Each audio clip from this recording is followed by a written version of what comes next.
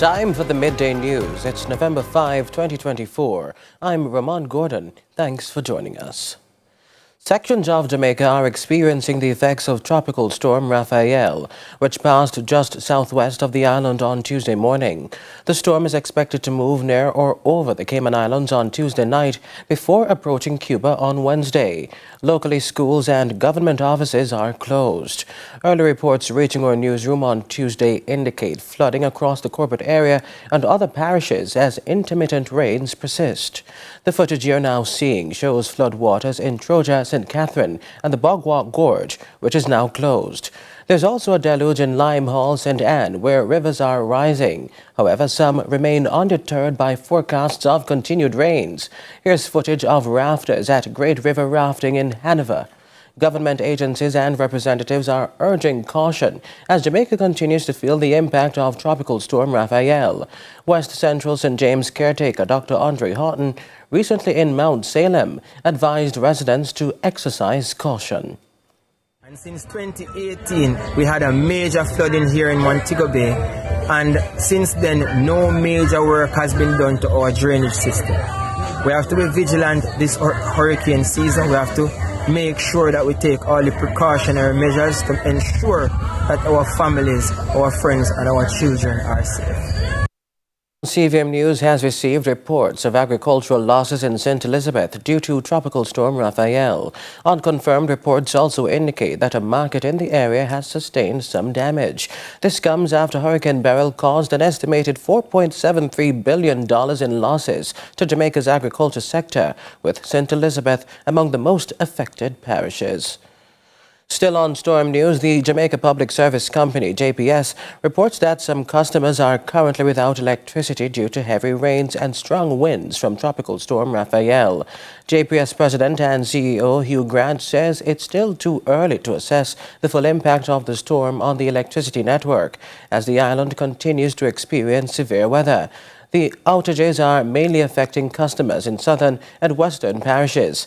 Grant assured the public that JPS crews are ready to restore power as soon as it's safe, urging patience as the team assesses and begins repairs. Meanwhile, some flights out of Sangster International Airport in Montego Bay were cancelled Tuesday due to Tropical Storm Raphael. Despite these disruptions, the airport remains open and operational. Today's affected flights include arrivals and departures on Air Canada, WestJet, and United Airlines. Passengers are encouraged to reach out to their airlines directly for updates.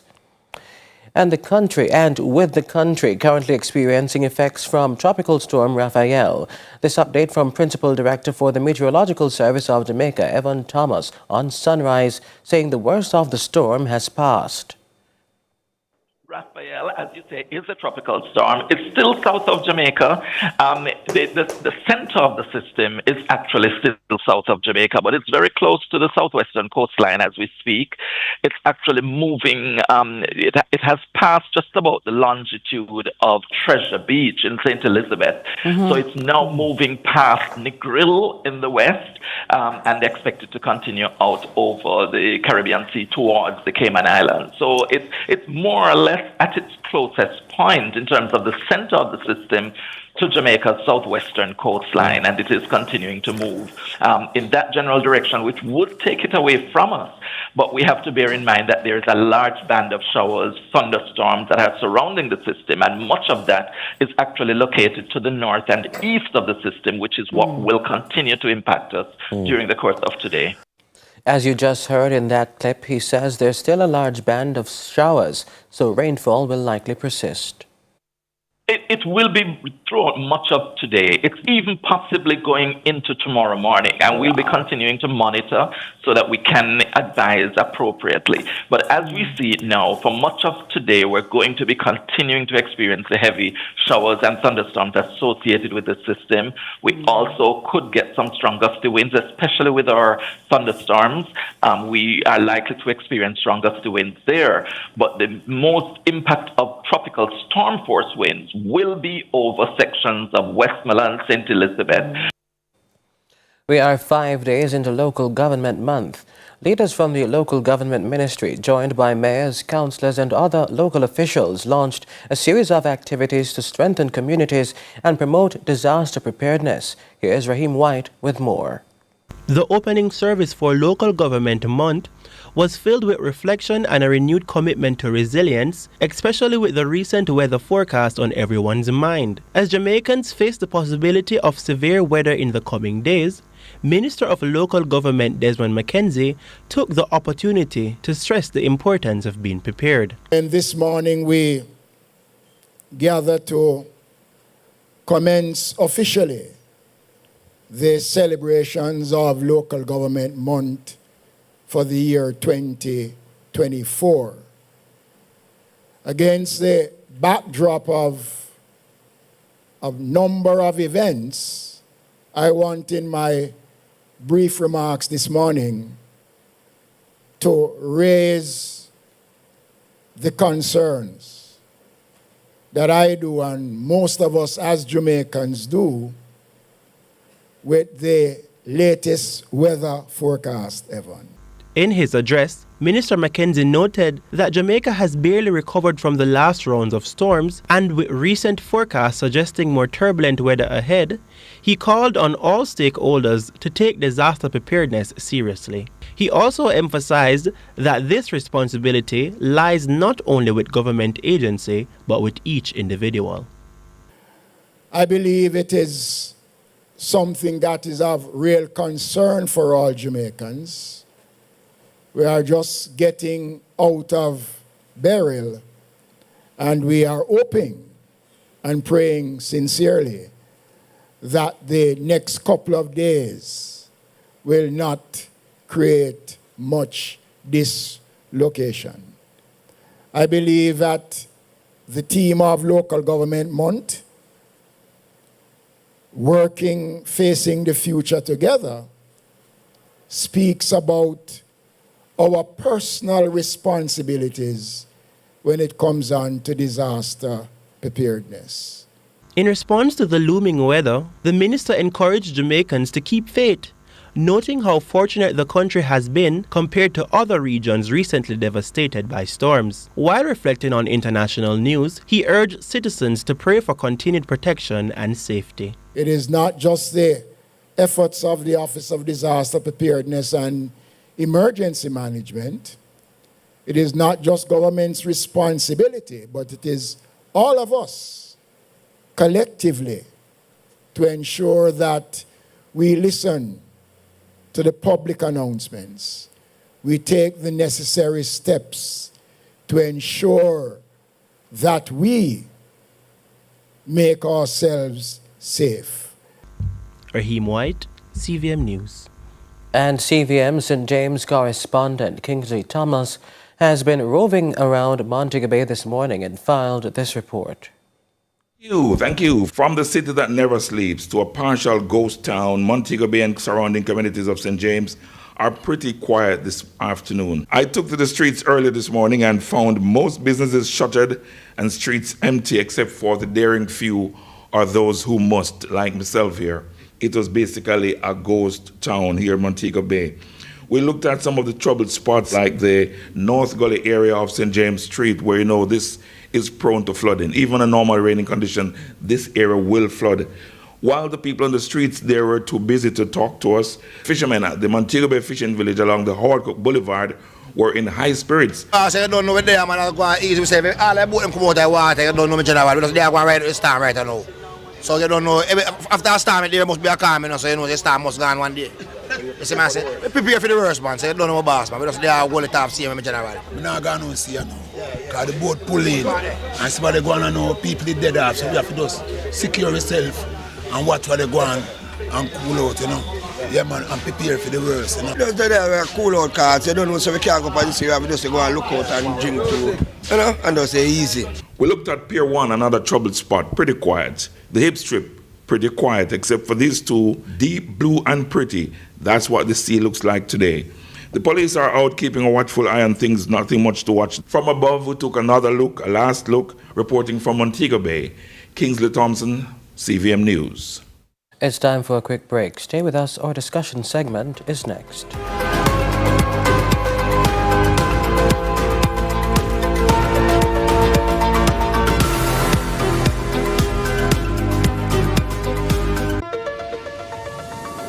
Jamaica Food and Drink Festival's Meat Street and the Market is back in partnership with the Port Authority of Jamaica. Saturday, November 9, 3 to 10 p.m. at the historic Naval Dockyard in Port Royal, Kingston. Food trucks, restaurants, and chefs galore. Enjoy CV pan chicken, Helsha style fish, gourmet pastas, veggie delights, street eats, and so much more. Guided tours, live entertainment, and kids zone. Park and ride with JUTC. Meat Street and the Market. Saturday, November 9. Adults 2,000, children under 10 free. Tickets at JA Food and Drink Kitchen on Cork's Constant Spring, Candy Craze Waterloo, CPJ Market, and Geno's Pharmacy Portmore. Pay with Visa or buy online at jafoodanddrink.com.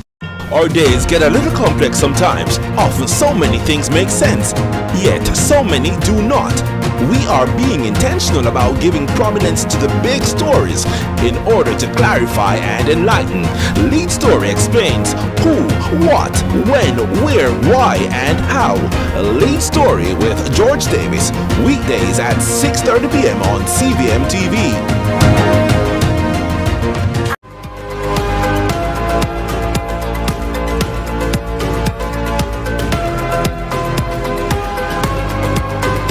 Welcome back. It's now time for our discussion segment. As Jamaica sees much rain and landslides from Tropical Storm Raphael, many government offices, businesses and schools are closed. But some Jamaicans are still out and about today. Concerns for safety are lingering. Here to discuss the recent weather events and Jamaica's response is Director General of ODPEM, Mr. Richard Thompson. Mr. Thompson, how are you? I'm good, thanks. Good afternoon. Thank you so much for joining us. Let me just put a little bit more volume on this. I am. Sure, no problem. A condition of technology is uncertainty, eh? You with us now? Yes, good. Yes, good. Fantastic. To begin, what can you tell us so far about our preparedness for this weather system? Well, our preparation started from Friday last week in terms of the meetings that we were having. The preparation meeting between the Met Service and the Office of Disaster Preparedness and Emergency Management. From we saw the area of low pressure system in the Southern Caribbean. So we started from Friday, ramped up activities on Sunday after the Hurricane Hunter flew into the system, and we got that information coming back from the National Hurricane Center in terms of what they were seeing. So we had a major prep meeting Sunday afternoon, just to put everything in process as it relates to the response.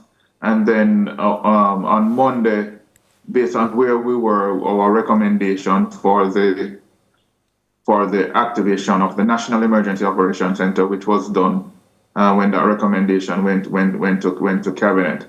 So we have been in high preparation mode from Friday of last week with all the entities providing information on Sunday as to where they were, the local authorities as to where they were, the whole shelter management process, ensuring that all shelter managers were placed on standby for activation if needs be, given what would have happened in the various local.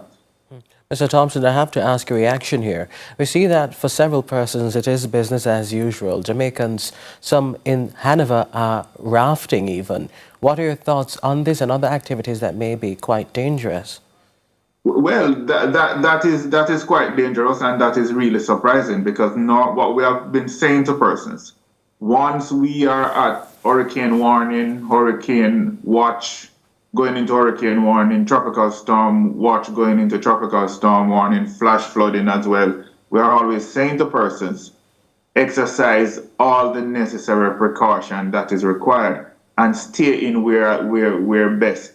So I think we will have to have additional dialogue with our tourism partners, because we should not have rafting situation, and I guess probably what is happening out there that there's a tourist as well might be on those rafts. So that's something that we have to have those dialogue with our tourism partners to say this is not accepted operation.